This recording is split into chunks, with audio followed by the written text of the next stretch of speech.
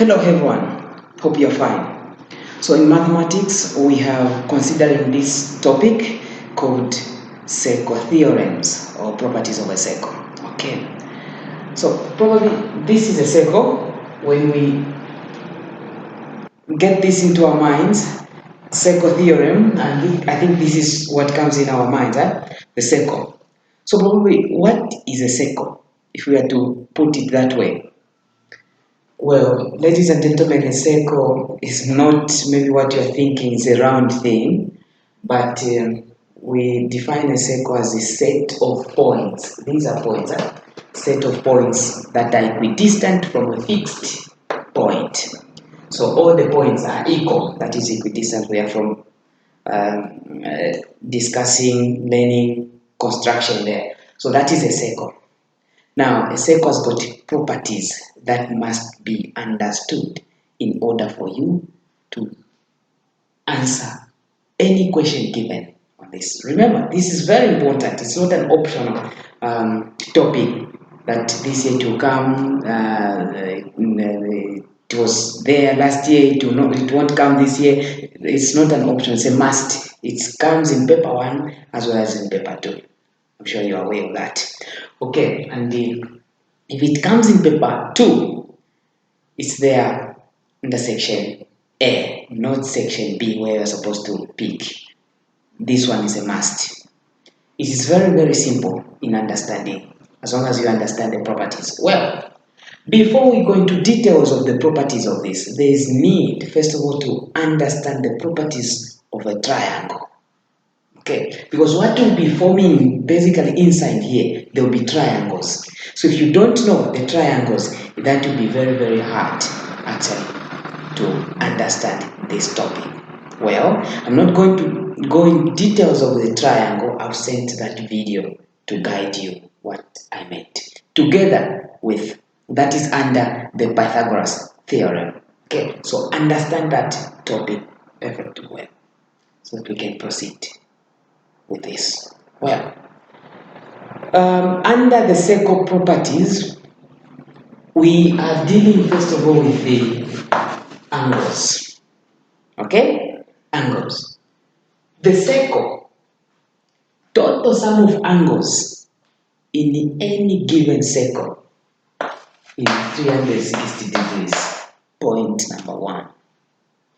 Your calculations under the circle should not exceed 360. Whatever you be given, if we are to add everything, it should give us 360 degrees. What I mean by that is, here is a circle, and then this is my center here, and then I divide this way. I say maybe this is 40 degrees. Okay, and then this here is 180 degrees, and then they ask you to find this. They put the x there. What should come in your mind there? So when I add all of them, they'll make a circle, and that will be equal to 360. Okay, that is the first point you need to know. Well, in terms of the triangle, in case I did not mention in that video, for a triangle, any given triangle, any type of a triangle, the sum of angles is 180 degrees. Any given triangle, any type of a triangle, the sum is 180 degrees. So this angle plus this angle plus this angle should give me 180 degrees. And then you've seen the types of triangles in that video, right? Well, where else 180 degrees? A straight angle. Straight angle always measures 180 degrees. With this in mind, then we are saying if we are to divide a circle, a given circle, to divide a given circle to 2 equal parts, which we call, we divided, this is a semicircle, okay, so a semicircle, we will just have this part. That's the semicircle, okay? Like the way we have the protractor. So this angle, this is 180 degrees. So in short, we are saying a straight line is called a 180-degree angle. We are together with that, right? Well, now let's come back to this. So please understand that first video perfectly well, and then all this will be much easier. Well, so with the circle, first of all, let's look at parts of a circle. Parts of a circle. The first one, a circle has a center. Okay? Remember how I defined the meaning of the word circle. So a circle has a center. This is the center. It will normally be represented by O, isn't it? Well, when I've got this shape, which is a rectangle,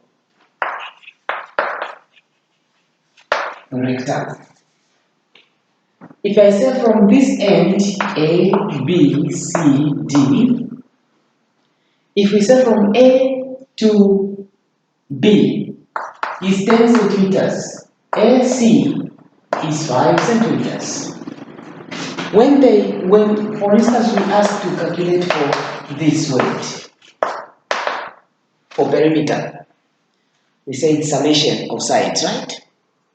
We sum all the sides, that is the perimeter.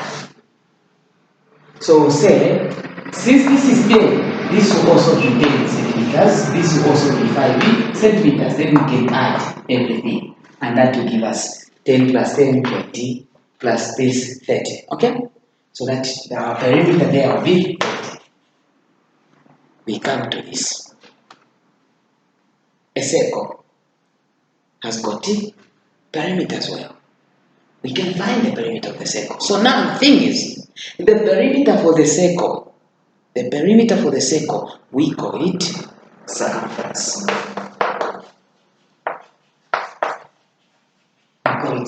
So circumference.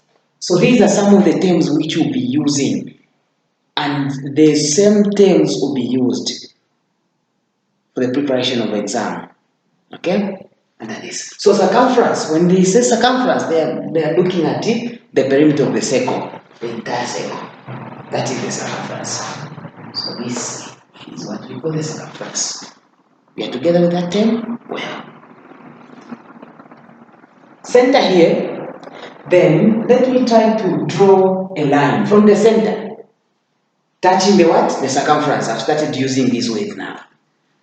Say, okay, the line, let me do it in this way. It can be at any angle, provided we are saying this line is from the circumference, eh? This line is from the circumference. So this line from the center to the circumference has a name, which is called the radius. It is called the radius. So radius is any line from the center to the circumference. Please, the basics are important. Can we say this is radius from a definition? No. Center to circumference, that is radius. If we now extend this up to that, then this one will be called radius. Singular, that is singular. But plural we say radii, not radiuses, but radii. Okay. So I've got this one again, radius, another radius.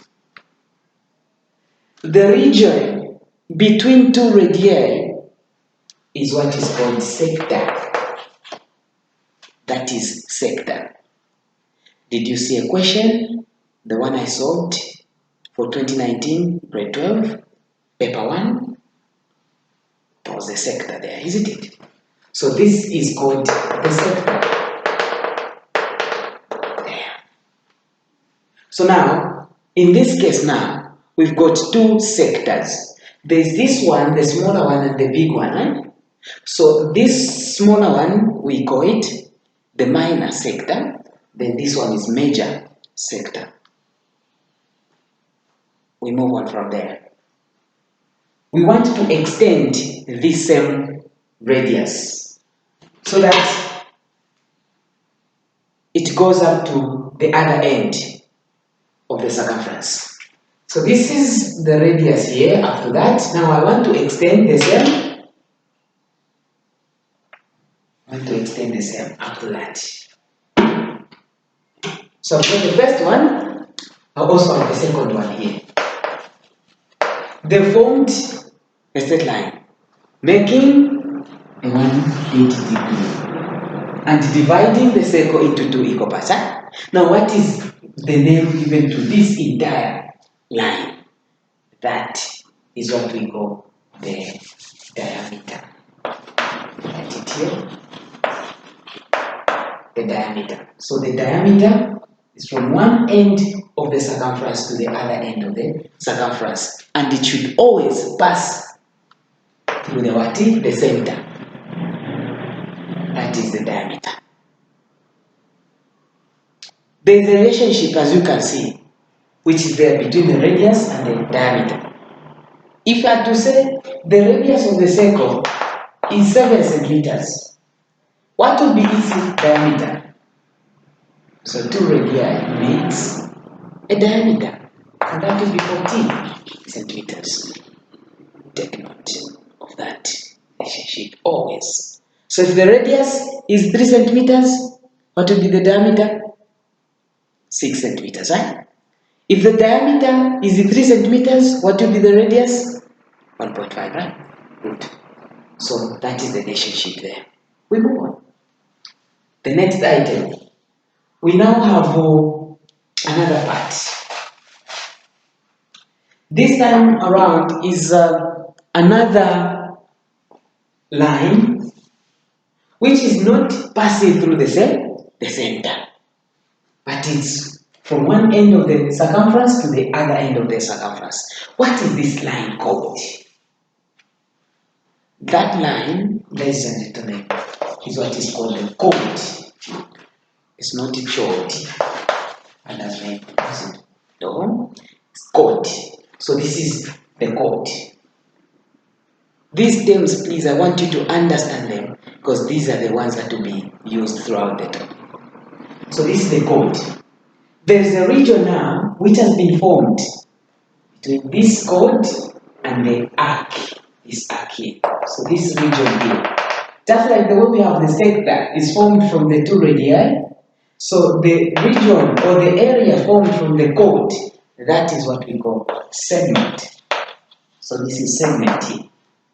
This is segment. Probably, ladies and gentlemen, these are some of the parts of the circle. These are some of the parts of the circle that you need to understand perfectly well and their relationships. We can move from here, I'm sure.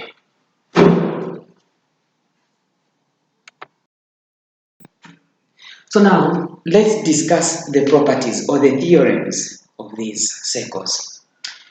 What you need to know here is when you are dealing with this kind of questions in the exam, you always need to have a pencil, okay? There's a reason for that when I'll look at some examination questions on that. Well, so the first property, probably before we look at this property, I think you've watched in the first video there under the Pythagoras theorem. You've seen this, there's a triangle, and the name is given to that. There is also a triangle of this kind. This is what I said you have to concentrate much on. And then there is this one as well. And then we have this one as well. All these are important. All these are important here. Okay. There's also a triangle, equilateral scalene triangle, and the right angle triangle. And their properties. When you see this, meaning these two base angles are equal. When you see these three, meaning this angle are equal. When you see this, that means this angle is not equal to that, is not equal to that. I think you've seen that. Okay, so we'll be using these mathematical symbols also in this. So the first property is we have the center there. Okay, we have a center. Now let's try to draw a line passing through the center. We can draw it in that way. This way. Okay, passing through the center there. Okay, passing through the center. We have to give the name to that. That is diameter. Okay. So now, what again I want you to understand is when you have got a circle. I gave you an example of this to be radius. Huh? What you need to know is the definition, not where I'm drawing it from. This is also radius. This is also radius. This is so when you say diameter, it's not always that the diameter is like that. Even this is diameter, as long as it's meeting the conditions of passing through the center, and it has to be circumference or end to end. Okay, so we have this diameter here, and then using this diameter, the center here, or I can say diameter AB, and then from diameter AB, I want to form an angle. Let's say I want to form an angle which will be at this point. It should be at this point. We say maybe a form angle at this point. Okay, very well. Good. So there is an angle that has been formed, which is this angle here. From where? From the diameter. The properties say any angle formed out of the diameter at any point of the circumference, that angle is always 90 degrees. That angle is always 90 degrees. So this angle here is 90 degrees. So if I can form it even at this point here, it can be at this point here, as long as it is from the diameter, that angle will still remain a 90 degree. That is the first property. So when it comes to this topic, second theorem, be identifying triangles. That's why I asked you for the pencil. Okay, be identifying triangles and make sure that always in your mind, any triangle, any given triangle, the sum is 180 degrees, right? That's the first property. I'm sure we are okay. So if the question is given, as I'm teaching just like this, I'm also giving you examples and that thing. So if the question is in this way, I've got this is my center, okay, and then I have this, okay, that way, and then they ask me to find x. It's just like that. It's just like that, and then probably I'll say this point here, this is 30 degrees. Then they ask me to find the value of x. You don't have to say, no, only one point, only one angle is given. You have to know that, oh, this is the diameter here. So the diameter, automatically that is a 90 degree. So since this and this and this are making a 180 degree, this is a triangle, therefore they will make 180 degree. So I'll add this plus this, subtract from that, I'll get that angle. Get that? Well, we can move on to the second theorem, I'm sure. We are together with that. The second theorem is, I've got a circle here, okay, got a circle. Then this circle, I have the center there, okay. And then I'm going to draw two radii, got this and this. Okay, so now look at the property. These are radii. The center is there. So the property is that using this radii and meeting maybe say A and B there, okay, then let me try to form angle outside, not in the minor sector, but in the major. Let me form using these two arms here. Let me form any angle at any point using this. So I'll form maybe, let me go up to that, maybe that way. You see that? Well, the property now says this angle which will be here and the one that has been formed here, there is a relationship. What relationship is there? This angle is twice the angle at the circumference. That is the relationship. So in short, we are saying if this angle is 40 degrees, then there's x here. Just know that this x is 20 degrees. That is the second theorem. That is the second theorem. Always, it's this inside, outside. I see that inside, outside. Now let's look at the opposite of this, which is theorem number 3. I've got this circle here. Okay, then this circle has got this center, and then I have these two. Then I've got that and that as well. So now this time around, this and this. So this time around we said this is twice this. Okay, now let's look at the other one here. The other one on the other side. Meaning this one which will be here will also be coupled with this one which will be here. Same relationship. So in short, we are saying if this is 60 degrees, then this angle here will be what? 30 degrees. Okay, I'm using simplified way of explaining that than the original kind of language in here so that you are able to understand. So you've seen the relationship there. It is this inside, outside. Outside, inside. That is a form that you should always know there. Okay? And remember that this plus this makes a circle. And the circle is said it is 360 degrees. Third, we can move on to the next property. Well, next property is that of the chord. We have the chord, so we have the circle here, and then the center. And then I've got these two radii. Okay? Again. Now I'll form the same way I did for the previous. I'll form one angle here using this. Sorry, the line is not straight. But when you are drawing, make sure that it is straight. Perhaps let me give us an example. When you're drawing such kind of things, I've experienced as well at some point whereby you want, okay, we'll talk about that when we reach the tangent. So I can have this point, this line as well as the other line here. Okay?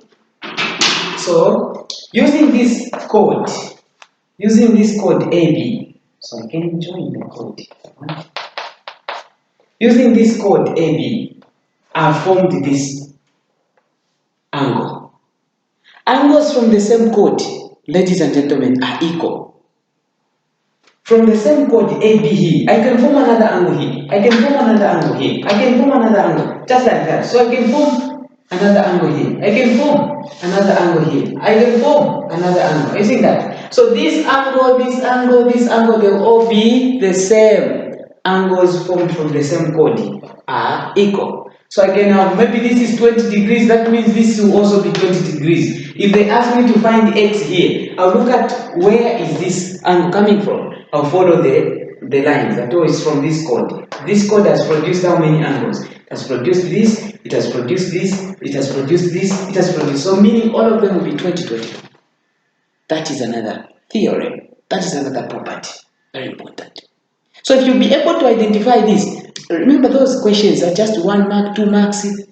So the way we answer them is first of all, you get your pencil, identify the properties, put them in pencil there.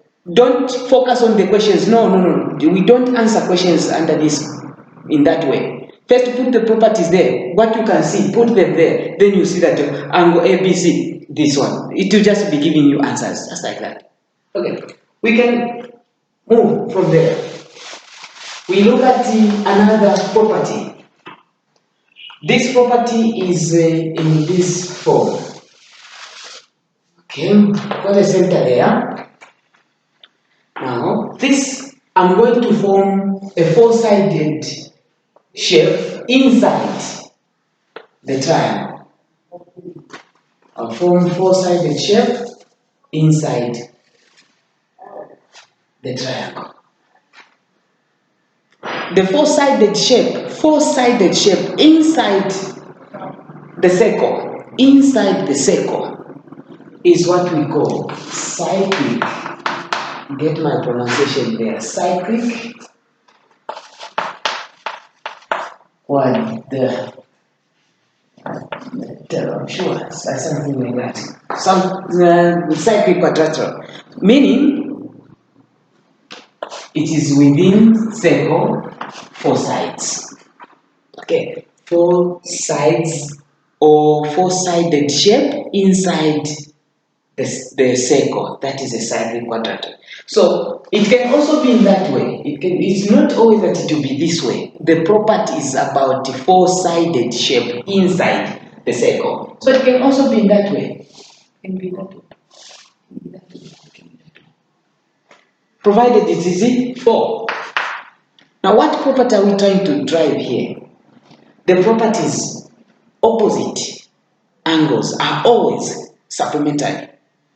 Meaning supplementary mathematically, that means add up to 180 degrees. So when I say supplementary, that is 180 degrees. Okay, add up to 180 degrees. Then we say complementary, that is 90 degrees. Well, so meaning opposite always add up to 180 degrees. So this angle, which is can be x, and this angle can be y. X plus y should always give you what? 180 degrees. Together with this one and this one, A plus B should also give you what? 180 degrees. That's the property. That is the property there. So we can conclude to say any four-sided shape, being it a kite, rhombus, rectangle, any four-sided shape, the sum is 360 degrees for any four-sided shape. Okay? So this plus this is 180 degrees. This plus this is 180 degrees. Take note of that. So if you are given this and this and this, they ask you to find this. Then you say, oh, there are 4 of them, therefore I should be equated to 360 degrees. If you are given this, you are asked to find this. There are 2 here. Just know that you subtract from 180 degrees. Are we communicating? So with these, I'm giving you examples and other things. So probably these are some of the 5 theorems. I think there are about 8 of them, remaining 3 of them. So when I'm done with that, I'm giving you as well examples in here.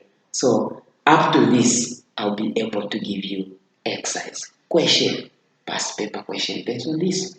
Okay, so with this, let me end here. Then the other part will just be finishing up and exam questions. Thank you for watching.